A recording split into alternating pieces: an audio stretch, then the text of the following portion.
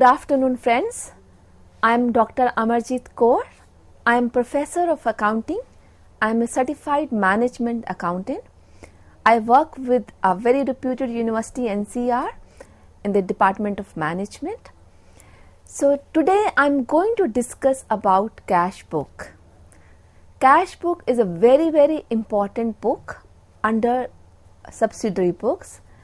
So this is a book which has been kept by almost every business irrespective of their size. So it's very important topic and I would be happy to seek your attention to understand this book. So as the name suggests, Cash Book, this book records all those transactions which take place in a business by using cash, right? So that's why we call it as Cash Book. So what will happen if we do not have cash being used in the transaction?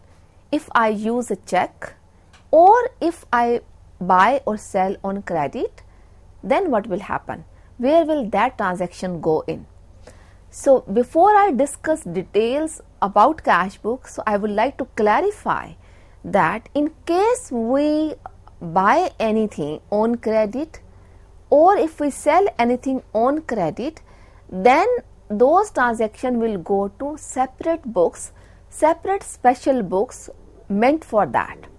For example, we have purchase book which is only used to record all those purchases which are on credit, purchases of goods and services on credit, right? But if I have purchased anything from any company or any seller by using cash, that transaction will form part of Cash Book, right? Same way, if I have sold some good or service by using cash, then that transaction will form part of Cash Book. But if the same good or service was sold on credit, you did not receive money, the person to whom you have sold to, he promised you to pay in future, then that transaction will not form part of Cash Book. Alright? But let's say that you purchased furniture. You are not a furniture company, you are not dealing in furniture, your business is selling of mobile phones, and you purchased furniture for your office and you purchased it on cash. Will it go to the Cash Book or not? Yes, this will form part of Cash Book. Same way, instead of purchasing, you sold furniture, after 3 years of utilizing a table, you think this is an old design now and I need to have a replacement. So you decided to sell off that table and that too on cash. Somebody agreed to pay you cash immediately. So the question comes in, will that transaction form part of Cash Book? The answer is yes, because you are not dealing with any credit transaction here. Both purchase and the sale of table in both the examples are going to be part of Cash Book. But important is, if the same table, if the same company purchase the table on credit, then will it go to purchase book or to Cash Book or somewhere else? The answer is, purchase of table by a company which does not sell furniture otherwise. The business of the business is not furniture, then in that case it will go to journal. We call it as journal proper or general journal. So mind you please. So it means if I am selling goods and services on cash, they will form part of Cash Book. If I am selling furniture or buying furniture on cash, that will also form part of Cash Book. If I am buying and selling goods or services on credit, they will go to purchase and sales book. And if I am buying and selling non-current assets on credit, they will go to journal proper or general journal, right? So this basic introduction or clarification was very important, because I've seen people very confused about these things, that where to post a particular transaction when subsidiary books are used by any business. Alright. So the function of cash book is to keep record of all transactions which are in cash, or by using a bank account, a bank detail, NEFT. Nowadays we use transferring online. Even that is a cash transaction or a bank transaction. We may be using a check. Even that would be considered as cash transaction because we are paying immediately. Okay. So cash book takes place of cash account, that it is not necessary to open separate cash account. So cash book and cash account are the two different words I am using here. As I said, cash book is a special book, is a subsidiary book meant for recording all cash transactions. When a business keeps cash book, which most of the businesses does, right, then in that case we need not to have a separate account in our ledger book for cash. Which means what? Which means that a cash book and the cash account are one and the same, if can be one and the same if business is using subsidiary books. So my cash book will work as a cash account, and I need not to keep a separate cash account in my ledger book, because if you understand this basic thing, that after recording in a journal book we do prepare accounts in our ledger, right? Journal is our first step. The second step is to have ledger accounts in our ledger book. And in case a business is not keeping a special journal, all the accounts which are opened, which are recorded for the first time in journal books, we do create accounts for every single head in our ledger book. But the point I am making is this, that in case a business is keeping cash book, the business need not to open account in the ledger book by the name cash account, right? I hope that is clear. Now coming to the types of cash book. Cash book can be, or generally we say as a 3 types, but I am adding the 4th type as well, the petty cash book as well. So what are those 3 types of cash book? The first one is simple cash book. The second one is double column cash book. The third one is triple column cash book, and the fourth one is petty cash book, right? So let's discuss this. Simple cash book. As the name suggests, in this cash book we would have only one column, then the basic columns, with the column pertains to cash only. We may write only amount as a head, or we may write the cash as a head. So I will repeat, in a simple cash book, only one column other than the basic column of date, particulars, ledger folio, we keep only one column which is meant for amount, which is meant for cash. And we would have the similar 4 column on left hand side for receipts and right hand side for payments. It means it becomes 8 columns in total for a simple cash book. So 4 on the left, 4 on the right, and those 4 are date, particulars, ledger folio and the cash column. That is what the simple cash book is. So business has a choice to keep simple cash book, double column cash book or triple column cash book. The simple cash book is also known as one column cash book. Alright, one column means we are having only one column pertaining to cash. Now coming to the second column, double column cash book. So the double column cash book, as the name suggests, here we have more than one column, more than cash column. So which is the second column we create, we add to the cash column? The second column which we add is bank column. It means, so I would have number 1 date, number 2 particulars, number 3 ledger folio, number 4 cash column and number 5 the bank column on the left side, and same way on the right hand side I will have similar 5 names, 5 heads of the columns, which is date, particulars, ledger folio, cash column and bank column. So in a double column cash book, we call it double because we are keeping one column for cash and one column for bank. So that's why we call it as double column cash book. It means if I am paying in cash, I will record in the same book. If I am paying by using bank, I will be recording in the same book. If I am receiving in cash or I am receiving through my bank account, I will be recording all the transactions under these 2 heads in the same book, right? So that's why we call it as double column cash book. Coming to the third one, triple column cash book. The triple column cash book, as the name suggests you, has 3 columns.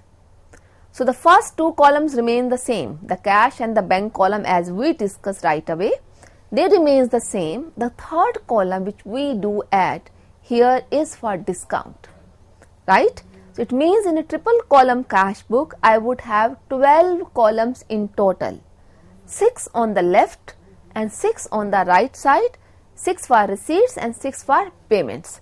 Alright. So what are the columns in total in a triple column cash book? Of course, I start with the date column, second is particulars or details, third is ledger folio, fourth would be cash column, fifth would be the bank column, the sixth would be discount column. So these 6 columns on your left side of the book. And same way we would have 6 columns on the right side of the book. So in total it becomes 12 columns. Alright. So if you have noticed one thing, the first 3 columns in all the 3 type of cash books remains common, remains same. Date, particulars and ledger folio remains common. Okay. So coming to the petty cash book, this is a cash book which few authors, few experts may like to discuss it separately, few discussed it as a part of cash book. I am just introducing it. We may discuss it in length in some future lectures.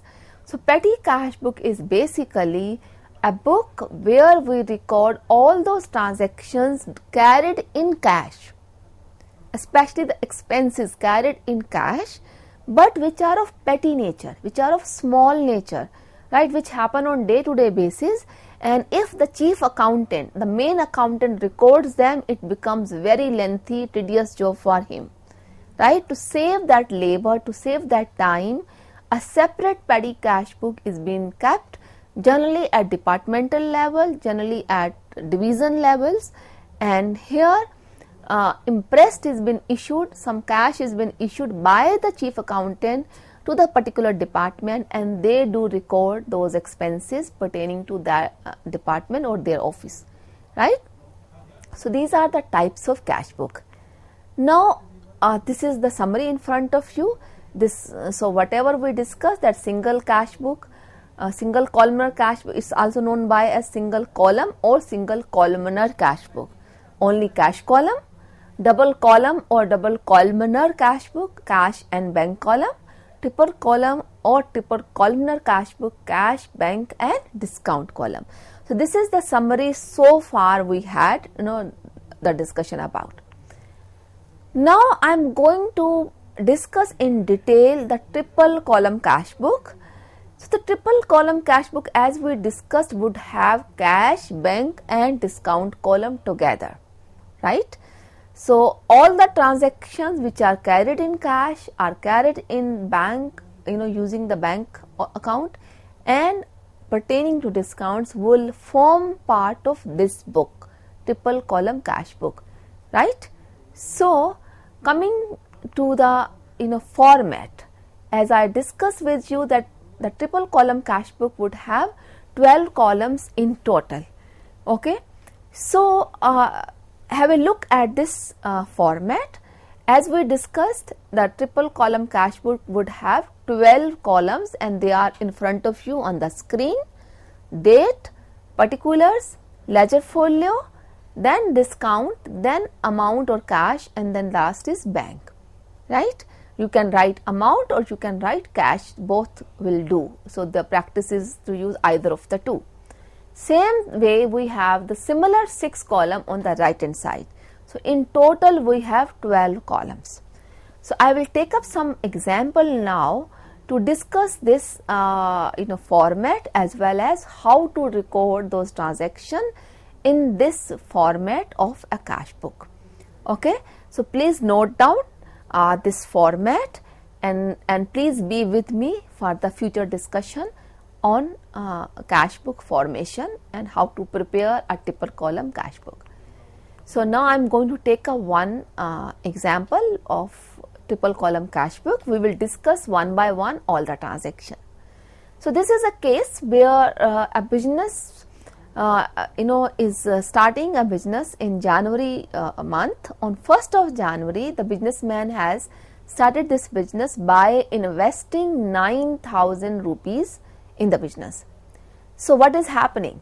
So I will be discussing it. You may like to note down right away when I am discussing. I am not solving it in front of you. I am giving you all the necessary tips and information to record it, to help you record it. Okay. So what is happening in this transaction? Started business with an investment of 9,000 rupees. So if business, so I hope you all know and understand that we record all the transactions in a business, in the books of accounts of a business, from business perspective. What does it mean? It means the businessman and the business are two separate entities. Alright. So businessman would not record in his books. It's the business which is recording the transaction in its books. Alright, because there is an assumption in accounting that business and the business entity, they are two separate, two independent entities, right? So keeping this fact in mind, what is the outcome of this transaction on January 1st, 2021? The effect is that a cash inflow is taking place, right? Cash is coming to the business, $9,000, 9,000 rupees, 9,000 crores, whatever the amount could be. So in the cash book, our cash column would be debited. If you remember the format, in this format, we would have cash written on the left hand side of the book, right? In the amount column, in this format, in our cash column, we will write 9,000 rupees, right? So what would be the reference in the particulars? The reference would be capital.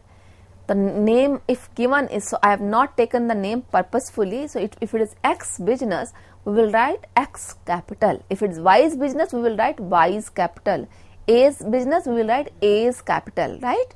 So we will write A's capital in the particulars on the debit side, on the left hand side. In the amount column, we will write 9,000 rupees. Okay.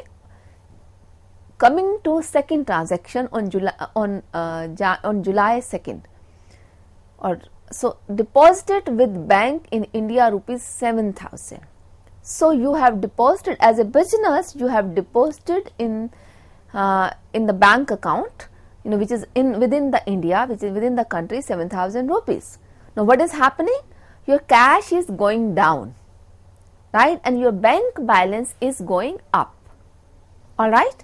So you on the debit side, your bank would be receiving it. So as we debit the receiver, bank is receiving. So bank account on the left hand side, on the debit side, will go up by 7,000, and the same amount will go on the credit side as well, as your cash is going down. So 7,000 will go on the cash column on the credit side. All right. So it means so both sides of the transactions are recorded here in the cash book itself for this particular transaction. This was not true for the previous transaction, mind you. In the previous transaction, only one part, the cash part, was recorded. The capital part, we need to prepare capital account. But in this transaction, both the cash side as well as the bank side they both have been recorded in the same book, and I need not to post any part of this transaction in my ledger account. I hope this is clear to you. I am making a very good point to you. And further, I would like to clarify or add to it that this particular transaction, which is there on July 2nd, or you make January 2nd, any date irrespective, the transaction, since both the sides are recorded in the cash book, it will be known as contra entry. The contra entry, we may put C as a reference point. Why? Because the counterpart of the transaction, the debit side will say C, the credit side will also say C, right? So it means that the second part of the transaction, which we say as a counter, the counterpart, so is also recorded in the same book, and that's why we call it as contra entry, right? So I hope, because people are not very sure and clear about the contra entry, they have all kind of confusions. So I hope this discussion would help you to clarify that contra entry means the second part, the second half of the transaction is there in this book itself, right? So 7,000 is on the left hand side, 7,000 is recorded on the right hand side as well. On the left hand side, the bank column goes up because it is deposited, and the reference would be cash account. On the right hand side, the cash column will be reduced, so 7,000 goes and the cash goes down, but the reference would be of bank. We always have the reference of opposite side when we record. I hope you know that, if you know the basic journal recording, right? So I hope that is already known to you. That assumption is in my mind that you understand that recording part. Okay. Now coming to the third transaction, where it says acquired a building by issuing check of rupees 5,000. So acquired a building by issuing a check of rupees 5,000. So mind you, we are buying a building by using bank, right? So this certainly is going to go in the cash book, but in the bank column. So when you are issuing check, means your bank account is going to go down, the bank balance is going to go down. So it will go on the credit side, and the reference would be building. So generally in the old system or old school of thought, to and by word was used. It has not been it has been stopped used. So people have stopped using it in a couple of years now. So we have not been using this anymore, to and by word. So I would suggest there's no need to use to or by word. But if you are practicing using it, then it would be by building, and this will go on the credit side of your cash book, right? So I hope you are clear on that. Now coming to the next transaction. So July 10th, it says paid the bill for furniture by check and the amount is rupees 1,000. So on July 10th, what has happened? You have paid the bill for furniture by check.